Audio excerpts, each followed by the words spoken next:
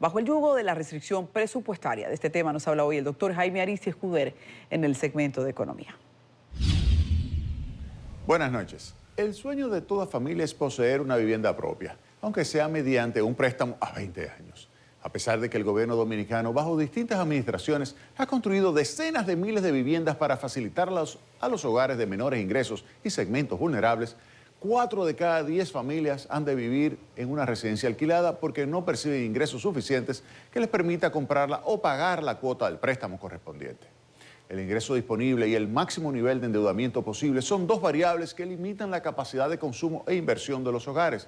Según las preferencias y las restricciones presupuestarias, las personas seleccionan los bienes y servicios deseados hasta lo que les permitan sus recursos. Lo habitual es que una familia diseñe su patrón de consumo priorizando la alimentación, los servicios de salud y educación, la vivienda con los muebles esenciales y el medio de transporte.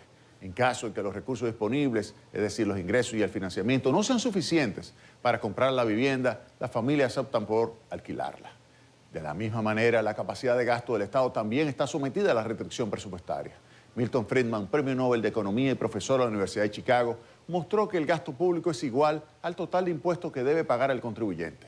En ocasiones, el gasto público supera los ingresos tributarios, lo que obliga a su financiamiento a través de la emisión de deuda pública. Sin embargo, esos compromisos financieros del Estado se pagan tarde o temprano con mayores impuestos.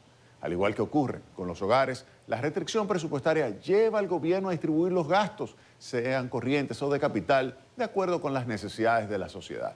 El gasto en salarios de maestros, médicos, militares, policías y otros funcionarios se coloca en primer lugar.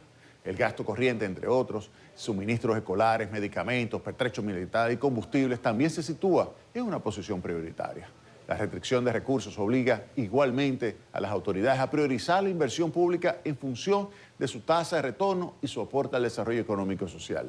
La inversión en la construcción de escuelas, hospitales, viviendas populares, carreteras, caminos vecinales y medios de transporte urbano masivo son obras prioritarias.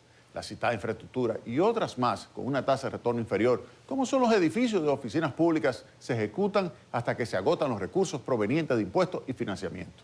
La necesidad de suplir servicios con una restricción presupuestaria limitante lleva, al igual que a las familias, a la opción de alquilar espacios. Esa es, sin lugar a dudas, la solución óptima. Buenas noches.